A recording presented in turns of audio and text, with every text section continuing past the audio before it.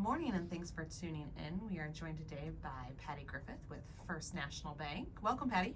Hi, good morning, Janelle. Happy to be here. Well, we're happy to have you. It's great to see you here in studio, and I know that First National soon to be Bank of Ann Arbor. Yes.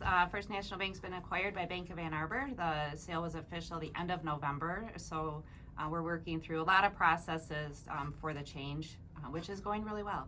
Awesome. So we can talk a little bit about that today, but before we get started, I'd love to talk really a little bit about yourself. If you could share with listeners a little bit about who you are and give some career background information as well.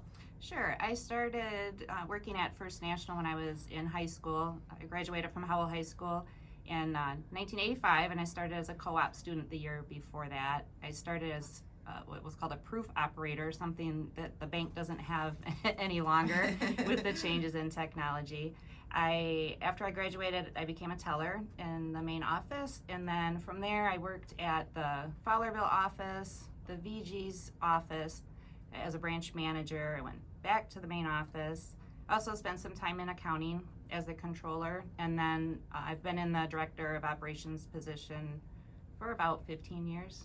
Wow, so definitely a nice tenured career with First National Bank, and obviously lots of changes through that process. Mm-hmm. So you're no stranger to changes in the banking industry. That is true. That's very true.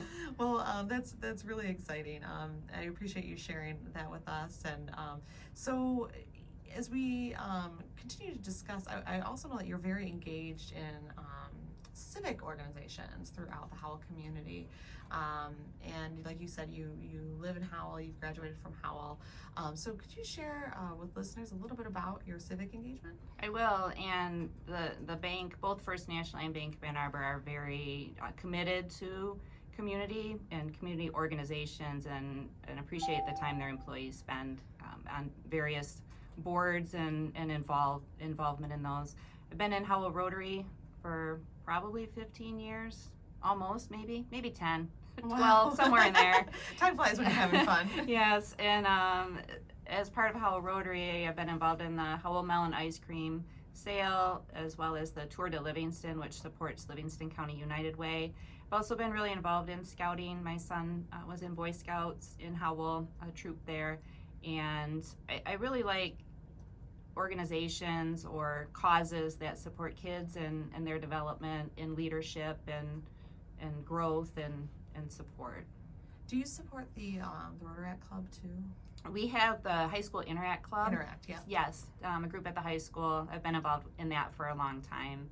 We call them, I don't know, some people think of them as junior Rotarians. Yeah, but, that's how I think of them. Yeah. That's it's really cool. It's a really nice leadership opportunity yes. for students and, that are growing and developing. So that's really great. And so you're also involved with the Howell Chamber. Yes, I have. Have been, still am. So you've been on our board now for a few years. Yes, I think I just finished my third year. Okay, yeah. I was asked to be on the board with by Pat Convery, and it was just before she announced her retirement. It was all in like that same year. I've been on the board as a board member, and then last year I was asked to be on the executive board, and I've been on that. This year I will be the chair.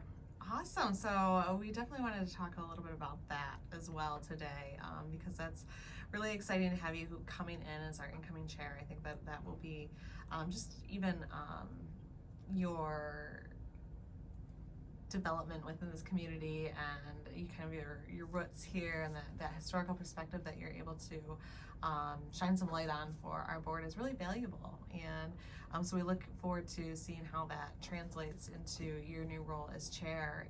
And additionally, it's great to see and hear that Bank of Ann Arbor and First National have really aligned in that community value and give back piece of this. So what are you looking forward to most this year in your role as chair? Well, I'm excited to be, first on the executive board and also the chair. When I was a board member, I always felt like I could do a little bit more, and I wasn't really sure what it was that I could do. last year with what we call the Path Forward Committee. I saw a lot of opportunity for the future of the chamber, if you want to call it that, and how we can, I guess, realign our resources and reach out and help the businesses and our members and meet their needs. And some of the things that came out of the Path Forward Committee, like the EDGE groups that are in place, which I joined on as part of the Women in Business. I know there's one for nonprofits and business services and entrepreneurship. I think there's one. We also do like some other roundtables, including like our CEO network and our human resources best practices. But we really, I think the Path Forward expanded on that. And you're right. It's just amazing to see these groups kind of come to fruition, and it's really nice to see it develop and evolve out of, really, it's all membership driven. It's all grassroots driven. I think too the newly formed Livingston County Chamber Alliance and the speaker series that's being launched this year. I know as a chamber member in the past, I really look forward to the Good Morning Livingston. It's just a really good opportunity to learn some new things and to meet other members and spend some time learning something valuable. I always thought they were really interesting and valuable. So I'm looking forward to those as well. Yeah, and I'm glad you mentioned that because we actually have one coming up at the end of this month. So we'll be launching, it'll be our first Livingston County Chamber Alliance event on January 26th. And we are going to be joined by Dr. Elliot Eisenberg to provide an economic forecast and outlook, which, as we were just discussing prior to jumping on air here, is just, we really just don't know. So it'll be interesting to hear what he has to say. I know that a lot of businesses, as we talk with Path Forward, are still experiencing significant staffing issues and looking to how are they going to rebuild, and still looking to reinvent and continue. I know everybody was kind of over the word pivot, but really we're still pivoting. We're still there, and the demand is greater than ever. Yes, I've also found, and I'm glad to see the Networking at Noon events back on the calendar. It's just a very informal chance to get together and again meet some other members and discuss whatever comes to mind. It's a good group, always new and different people, and members are always welcome. I think I saw the one this month is at Two Fogs. Yep, tomorrow. Actually. Yep. So I'm planning to be there, and I see they're on the schedule every month. So yeah, we're excited to be at Two Fogs and to kind of just kick off the year with being back and in action and getting people to kind of back into the swing of things, Yeah. So thank you for mentioning that, and as you hit on a ton of really exciting things, and two of the most really exciting, I think, are the Path Forward Committee initiatives and some of the Livingston County Chamber Alliance stuff. But I think that was one thing that came out of COVID was it's just really nice to see that we've really been able to evolve and continue to provide membership services and support. And yes. I think that's at the root of everything that we do. Yeah, might look a little different, but just as important and meaningful, we hope, to the members. Yes. We also have the annual dinner the end of this month, and we'll be revealing our Citizen of the Year, and I know there's some other community awards being given as well. This is also when I'll announce my executive board, but can I share? Yes, please do. Yes. So I'm excited to have Andrea Darlene as the vice chair, and we also are welcoming Marcia Gaborowski as the treasurer, and Jeff Greeneisen as he's the secretary. Marcia will be treasurer. Yep. And they're both really excited for the opportunity to serve on the executive board, and I'm excited to have them as part of my team, along with Alan Shebla as our past chair. So we'll be passing the gavel officially at the annual dinner officially. Yes, I'm glad you mentioned that, because that will be February 3rd. It's a Thursday at Crystal Gardens. Doors will open at 5:30, and it's a really great event. Come on out. We always love to the big reveal of the Citizen of the Year. It's amazing, and it's a great recognition and a great way to recognize those that have given back to our community for years and years and years. but also a formal induction of our officers and directors and some great community awards, well-deserved community awards. So thank you for mentioning that, Patty. Lots to look forward to this year. What would you say to encourage our members about kind of the year to come? I mean, what do you, I mean, you mentioned a couple of programs. What do you think either you're most excited about or our members should be most excited about? As I mentioned, I am really excited about the speaker series. What I try to do is when the newsletter comes out each week, every Wednesday from Ward, I try to look through that and see, you know, how can I be more connected? Is there a ribbon cutting? Again, the networking at noon. I know there's some other focus groups or things. There's a lot of opportunities, not just growth for myself and my company, but also to meet other members. And those connections are very valuable, or have been for me in the past. So I would encourage anyone listening that's a member. If you're not a member, you should be a member. That's right. And if you are a member, see how you might be able to commit to getting more involved this year. That's awesome. Well, thank you so much, Patty, for sharing your perspective on that, because I completely agree.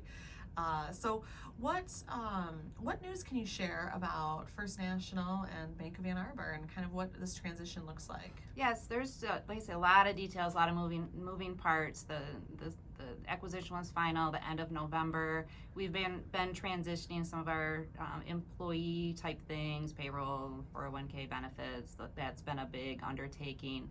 We're getting ready or started working on our system conversion. We'll be moving to the platform that Bank of Ann Arbor uses. And they have a really good team on their side, and we have a good team on our side to take both of our, all of our data and see how we can move it in the most efficient and less disruptive as possible process from our platform to theirs. That will be happening mid-March. So we've been putting a lot of time and planning so it will go as smoothly as possible. Well, it's definitely some exciting stuff there. So how long will that conversion take once it happens? It will be done over a weekend. Oh, wow. Yeah. All of the systems will convert on that weekend. Okay. And Awesome. like I say, we hope it will be smooth. We're putting everything we can into it. We have a lot of resources and hope for very minor disruptions. Well, it sounds like we've got great people on both sides for as little customer and service disruption as possible, and we really look forward to having Bank of Ann Arbor in our community with the kind of those same core values that it really seems that First National is always kind of upheld. So we really appreciate that, and we look forward to hearing more on that conversion process. And we really, I want to say, look forward to your leadership as you move into the role of board chair for 2022, because it sounds like there's some really exciting things on the horizon. And yeah, is there anything else that you'd like to share? I don't. The other thing I'm looking forward to, I don't know how I didn't think to mention it, is Balloon Festival. Yes. Yes, that has always been something our community, myself in particular, has enjoyed being a part of and having in our community. And I did see there's some planning sessions started with the committee. So Absolutely. Well, I'm glad you mentioned that. It's a perfect segue, because we will have Rick Riesinger up next. He is our chair of our Balloon Fest committee. But I want to thank you so much, Patty, for coming on today, and thank you for your leadership and your time and service to this community. And we look forward to 2022. thanks again for having me.